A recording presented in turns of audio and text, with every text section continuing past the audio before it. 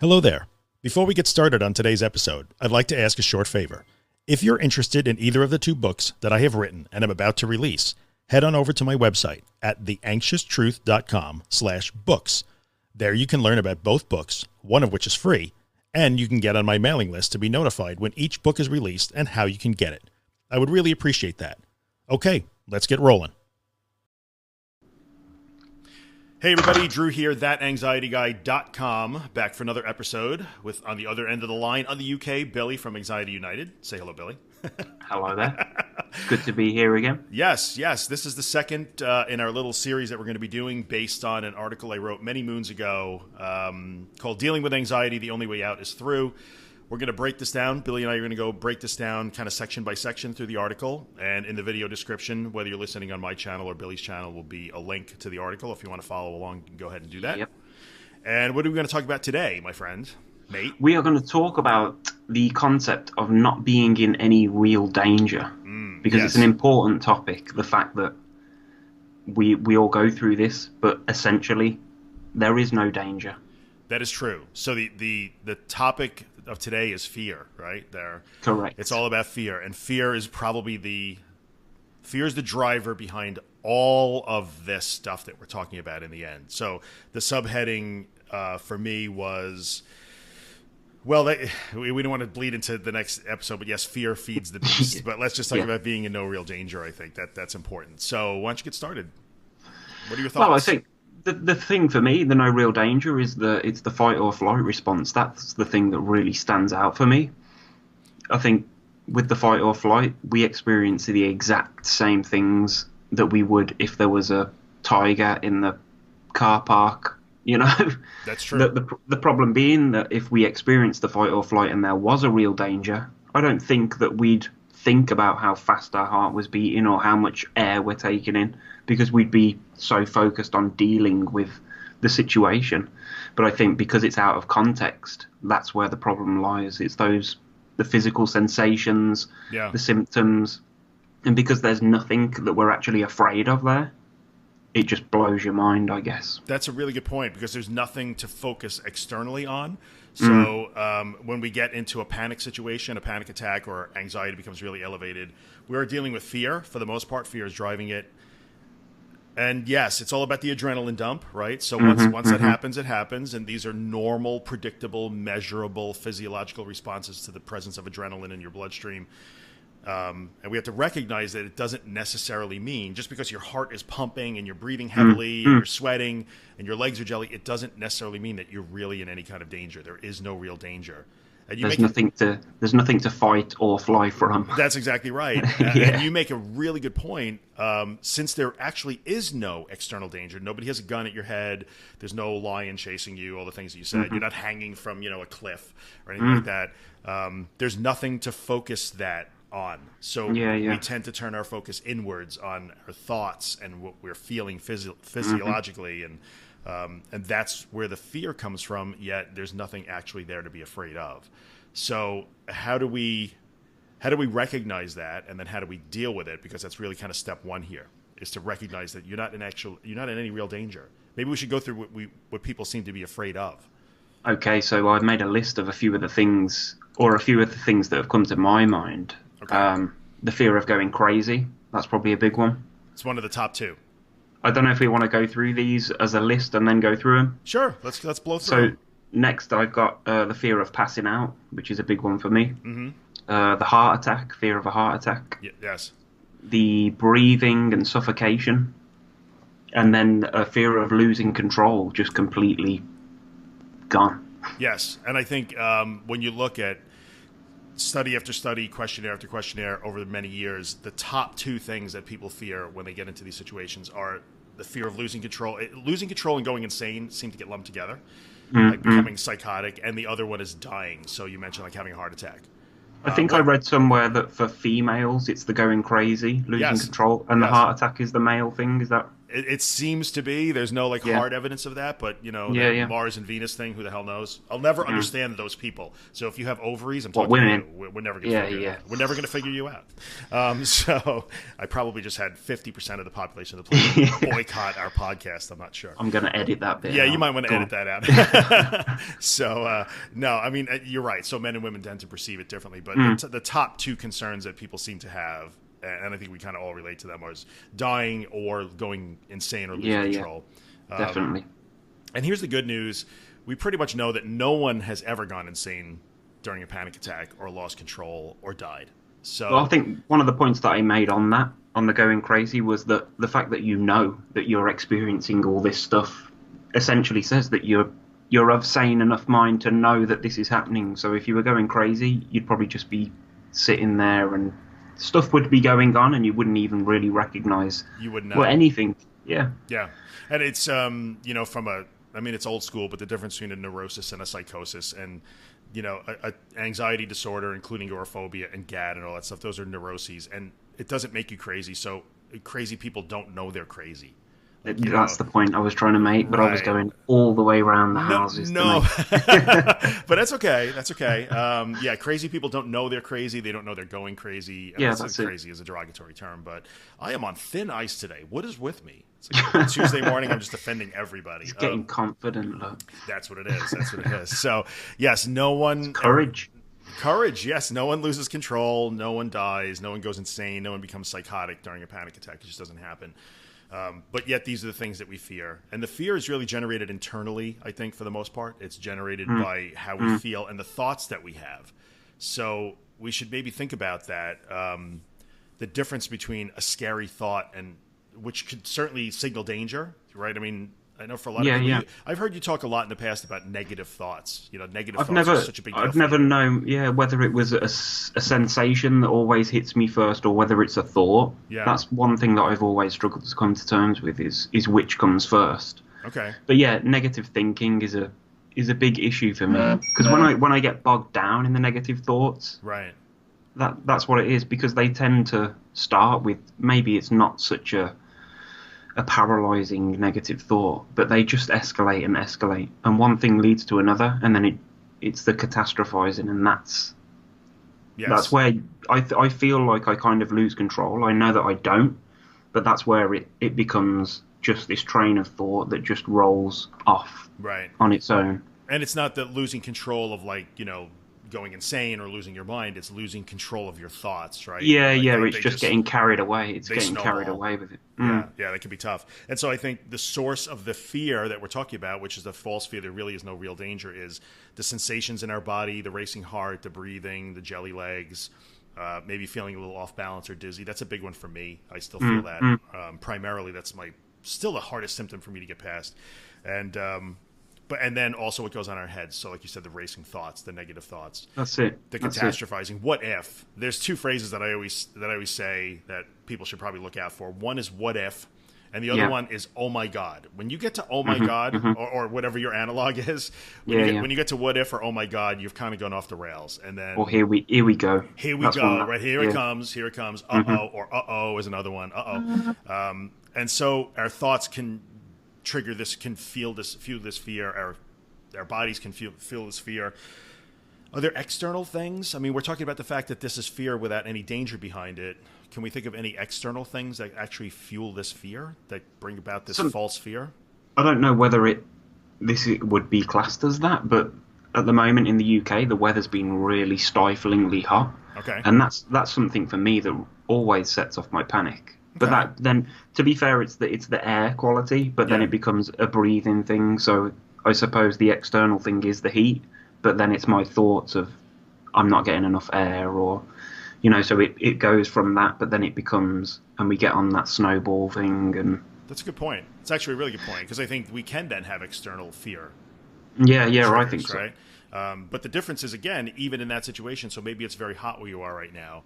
and maybe humid, but it doesn't mean you're unsafe. Yet that will trigger this fear thing. Exactly. Right? That's it. So it's not so much the external influence or whatever that Yeah, environmental it's just condition, maybe a little spark or something. yes, and it's mainly how we interpret it. So just like anything else, it's how we interpret what our bodies are doing. It's how we interpret our thoughts. It's how we interpret the environment around us that I think puts us in this false fear situation. I'm going to false fear, no real danger, whatever it is.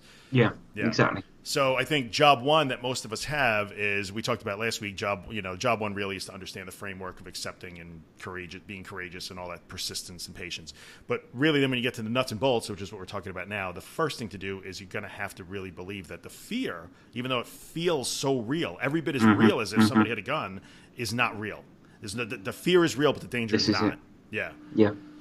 So, down the road, we're going to have to talk about a little bit more about that fear cycle, I guess, and how we're going to deal with that. But really our goal today was just to sort of unmask that. Can you think of any times that, I mean, I know I can, in my own, they're embarrassing sometimes if I think about it, but, hey. Go on. Go on. Share. But times when you were absolutely convinced that there was a real danger, and then, it just turned out to be not. I mean, I could think of many times. And for me, I never had that fear of going insane or losing control. For me, it was always a fear of physical damage or death. Yeah. And I can remember very clearly over the years those times where I let it get over the edge, the tipping point, when there was nothing you could have done that would have convinced me that I was not having a fatal heart attack or stroke or God knows what sort of physical thing. And we've all wound up, right, in the emergency room. I've never, touch wood. You have never done that. Good for you. I've never gone that far, yeah. Good for you. I have done that. I mean, it's embarrassing to me. I mean, not in many, many years, but especially in the beginning, for many people, the first thing is you got to run for help. Yeah. Like real help, like ambulances and doctors and nurses in a hospital and that sort of stuff. I think it's interesting you've never gone down that road. That's impressive. It's really strange. Usually my go-to thing is to just isolate myself. Okay. That's how I tend to deal with it. I'll usually run to the bathroom and just splash water on my face wherever I am. That's what I'll do. Huh. We used to have a service in the UK by the NHS. I can't remember what it was. I think it was 111 or something like that. It was NHS Direct. Okay. So you could phone up this helpline and talk about how you were feeling or whatever, and they'd sort of guide you. Or if you needed to go in to hospital, then they would tell you. Right. I phoned that once, but I think I was waiting for that long that by the time I'd actually got through, I'd kind of felt better. Yeah. Hey, I'm still alive. Guys. Yeah. So maybe that was their strategy, probably. Sometimes it, at least here in the U.S., the way it works, and we have a lot of those things. There's no government-sponsored line like that, but there's a ton of helplines and stuff, usually in each community, each state, or whatever. But we really do tend to err, and I understand why this is. We tend to err on the side of caution. So if you call your doctor at 8 o'clock at night and you get him on the phone or her on the phone, and you say, "This is what I'm feeling," I've had a doctor say to me, "Well, it sounds like you're having a panic attack, but just in case." You always get that just in case, if you're feeling, short of breath, you should go to the hospital. And they'll tell you the same thing. Like, as soon as you walk in, I know in my experience, as soon as you walk in, they look at you and they know. They just know because they've seen it a million times. They've seen a million heart attacks, So, in those situations, I do remember very clearly times when I was absolutely convinced. And not only was I convinced, I acted upon it as if there really was danger. And then wound up feeling very embarrassed in the end. So I think many of us have done that. The fact that you have not done that, I think, is so interesting because you will deal with it by isolating a little bit. And almost then acknowledging even tacitly that it's generated from inside. Like you're almost acknowledging like, well, because if you were having a heart attack, splashing water in your face isn't going to save you. At least I don't know, really. Unless you've invented something new. But no. But you're confident it is interesting enough somehow subconsciously to know to do that, as opposed to go for external help, like medical help. So that's really great. I think I've learned over the years that just allowing the time to pass. Although, I mean, I'm still obviously scared of the symptoms and the sensations, but I know that deep down that if I just... It doesn't matter what I do, it's going to pass. It doesn't matter whether I run around the house or splash water or scream for help or call whoever. Yes. I know deep down that 15 minutes down the road, I'll start to feel better. normal. Yeah, Mm. yeah, Yeah, yeah. and that's the benefit of, unfortunately for you and I, many years of experience with this. Experience. Yes, This is it. you do learn from experience, but in Mm. terms of the no real danger, the false fear, I'm always fascinated by how you've learned that over the years. I've learned it over the years. Many people that we both personally know have learned that over the years. Mm. Mm. There's some mechanism, and I don't understand where the mechanism is that made you learn that, or made me learn that, or made Chris learn that, or other people, Ben, Yeah, people that yeah. we both know. But other people almost never have that light bulb go off.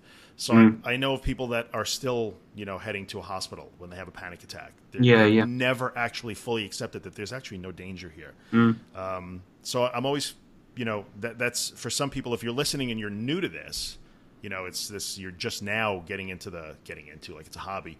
That was not the right way Yeah, to say yeah. that, but you're just now first dealing with anxiety and panic and those sort of things. This is probably the hardest lesson the first lesson to learn, the hardest lesson. Yeah, yeah. Like, And it's all right. not one that or that I consciously learn. Something just. But I think, like you said, it's time, it's experience. Unfortunately. Right. Sadly, we have to have those experiences to learn this. And even though, rationally you may know, like, I'm having another panic attack. After panic attack number 10, it might really take until number 30 for you to really buy into it. Because what you think rationally and what you do during a panic attack are often two very vastly different things. Yeah, Yeah. big time. But it all comes down to just understanding that the fear isn't real. It's just not real. It's not real. I think another part of me not calling the emergency department is probably embarrassment as well. Just feeling like a bit of a doofus. Yeah, I have been there. And in those times when I have done that, and I think I've probably only done that 3 times, if I think back. I've maybe done it 3 times. And not for many, many years. But I always wind up feeling so embarrassed. And Yeah. anybody that knows me knows that, like, I'm stubborn. I could be bleeding from the head. I will not call the doctor. Like, I'm just stupid that way. But in those situations, I ran for help when I really didn't need it. So it was embarrassing. But maybe we should talk for just a minute about anticipatory, like future fear. That anticipation, which is such a huge part that stands in the way of a lot of recovery for a lot of people. And the fear that comes, I call it future fear, or anticipatory anxiety. Yeah, you yeah. want to call it. Like, that's real fear too, but it's also not real. So, I mean, it's real fear, but the danger isn't real. We're anticipating future danger. I don't know if that's something that you have had. I mean, I think It's a big. it's a big one, right? A big one for me. Yeah. Because even though, as we've just been, like, I've spoke about panic attacks as if, it don't bother me, but they do bother me. They bother me that much that I anticipate doing pretty much anything at the minute because I don't want to experience, even though I know that allowing time to pass will let the panic attack subside. I still fear bringing that on. I don't want to experience it, and I think that's probably what keeps me personally stuck in the loop. Okay. Because you've got to be prepared to experience those feelings and learn that the fear is not real. Yes. And there's only so much I feel brave enough in times to put myself through it. Yeah. You know what I mean? Yeah, I hear you. And that anticipatory thing, I mean, I think in a lot of ways, the future fear or the anticipatory fear is what turns, panic attacks or just anxiety into a disorder. Yeah, so yeah. when we anticipate that we may panic or we may have anxiety and we fear how that's going to be, we're anticipating future danger that doesn't even actually exist. That's when we begin to modify our lifestyles. Our worlds get a little smaller. We start avoiding things, people, places, activities. I'm there. Right. And that's what turns just anxiety or just a panic attack. Because evidently, almost everybody walking the planet at some point in their life experiences some form of anxiety or even a panic attack here and there. Yeah, my wife had a panic attack a couple of years ago, and she had the panic attack, and it was like I was talking her around, and I dealt with it like a pro, because I had so much experience. But she's never had another one since, and she probably didn't give it a second thought, right? Yeah, exactly. Like didn't bat an eyelid. But yet, the very first time I ever had a panic attack, I guess I was probably about 18, 19 years old, and I remember it so clearly. And that immediately had an impact on me. Immediately, that first experience set me on a bad road. Yet, your wife has a panic attack, and the next day, it's like it never happened. So it's surreal. Yeah. So the future, that false danger that we anticipate in the future, is a huge deal. So when like, well, I have a wedding to go to next week out of town, and I haven't been out of the house in 3 months. What do I do? That's that future fear, that anticipation of false danger that's really kind of driving things. I've missed so many family weddings over the last few years. Sure. It's bad. Well, and that's because of anticipation or future 100%. fear. 100%. Yeah. And there's nothing I'd like more than to go and do it, but it's the fear of experiencing those unwanted, even though I know it doesn't matter. It's the loop. Well, you know what? If you take out a hammer and smash your finger with it, eventually it will stop hurting. We know that, but it doesn't mean you want to smash your finger with the hammer. Yeah. You know, this is a I would very not good point. Do that. So I get that. And I think it's important for people to understand that it's not just, we're not only talking about false fear during a panic attack, we're also talking about false fear or false danger that we anticipate in the future, because when it's happening, that's an event or an episode, but when we anticipate false danger in the future, that's what drives lifestyle changes, and that's what turns us into a disorder, and that's a real thing. So it's okay to accept that and say, like, oh yeah, that's why I don't leave the house, because I'm afraid of what might happen. So we have to unmask that false danger also. I feel like this is a counselling session. It's a counselling session. Maybe it is. I don't know. Well, I'm not complaining. Yeah. So no, it's good, because I feel like I need to, although I know the nuts and bolts, and we've discussed it many a time, it doesn't hurt to take the old tools out of the box and, keep them sharp. Yeah, sure. So do you think have we exhausted the idea that the fear is real but the danger is not? These are fake dangers? Yes, you are in no real danger. You are in no real danger. Okay. So we've gone about 20 minutes, and I think we should probably wrap it up here, so we don't. I'm happy with that. Yeah, that's good. Marathons. Yeah. So I guess we'll end like we're always going to end. If you have questions or comments, there's a million ways you're going to be able to listen to this or watch this. There's Billy's channel, Anxiety United, on YouTube. There's mine, That Anxiety Guy. So we'll put all the links, the social links. They'll all be there, down there. Go ahead and if you're on YouTube, comment whatever channel you're on. If you're listening to this as a podcast on my website, by all means comment there, and we'll look for comments and we'll talk about them. And I should say, send the comments that you. Yeah, I send them. I think we said that last time. Ask me questions. Billy doesn't want to hear them. No, that's not true. I'm busy. We'll talk about that one day too. I think that whole discussing it too much thing. You and I have talked about that. Yeah. How that can be detrimental. But sure, send the comments my way. That's fine. I'll give you the links. Twitter, That Anxiety Guy, Facebook.com/ThatAnxietyGuy, or ThatAnxietyGuy.com. And I guess my YouTube channel is also That Anxiety Guy. So where can they find you, Billy? I think it is. Yeah. Just YouTube. Yeah, YouTube.com/Anxiety United, right? Anxiety United. Right, that's it. Good place to That'll go. do. That's all you need to know. That's good. Yeah. So ask us whatever you want.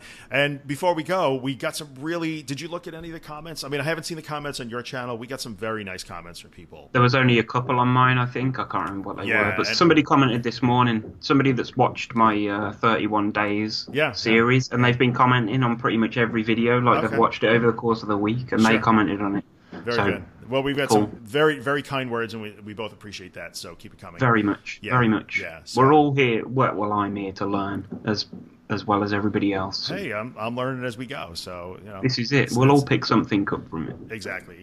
So, all right, folks. Well, thanks for hanging out with us, and I guess we're going to see you next time.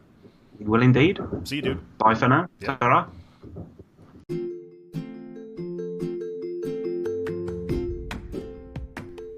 Hey, what's up, guys? Drew here.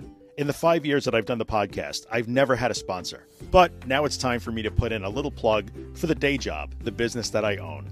And that business is managed WordPress hosting. So if you have a website and it runs WordPress, and you'd like WordPress hosting that makes WordPress faster, more secure, and way easier than you ever imagined it would be, then check out Helix. You can find us online at imhelix.com. That's IAMHELIX.com.